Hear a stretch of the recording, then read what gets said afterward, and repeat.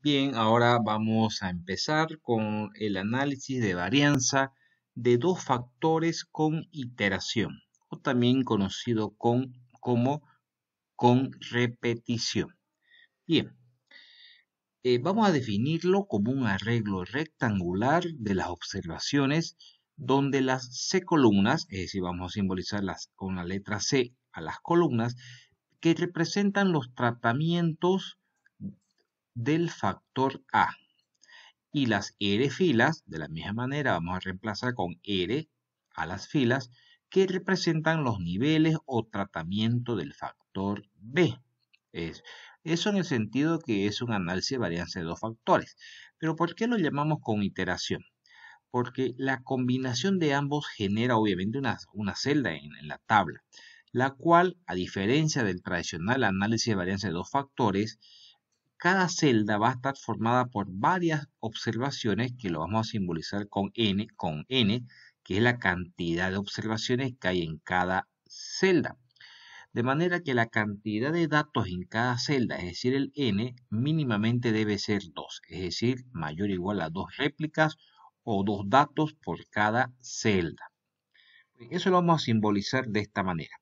Tenemos el factor A, es decir, las columnas que vamos a simbolizar con la letra C.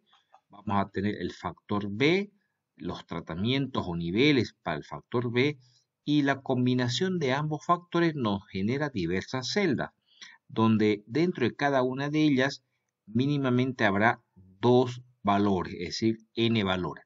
Aquí hemos simbolizado con 2, 3, etcétera, en el sentido de que pueden haber mínimamente 2, puede haber 3 o puede haber más valores en cada celda.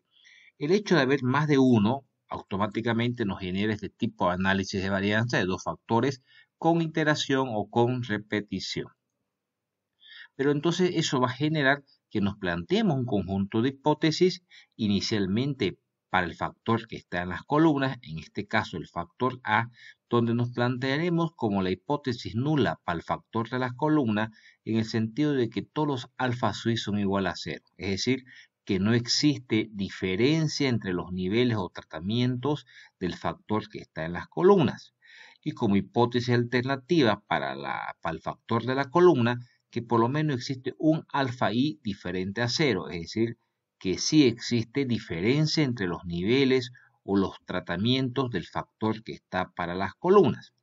De la misma manera nos vamos a plantear también nuestro par de hipótesis para el factor que está en las filas, indicando que nuestra hipótesis nula para el factor de las filas indica que todos los beta suites son igual a cero, es decir, que no existen diferencias significativas entre los niveles o tratamientos del factor que está en las filas, en este caso el factor B.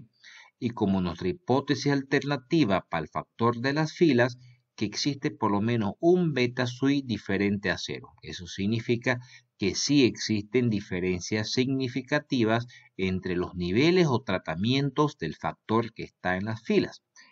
Pero el hecho de haber más de un dato en cada una de las celdas, es decir, los n datos, eso nos permite plantearnos un tercer par de hipótesis que se debe a la interacción o a la iteración o a la combinación, como ustedes quieran, entre ambos factores, y nos planteamos para un par de hipótesis para la interacción entre las variables, donde nuestra hipótesis nula para la interacción nos indica que todos los lambda i son igual a cero, es decir, que no existe diferencias significativas debido a la interacción de ambos factores.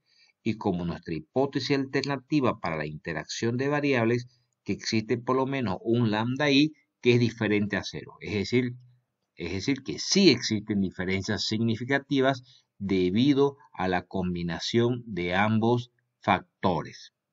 A eso nos referimos cuando decimos el análisis de varianza de dos factores con iteración.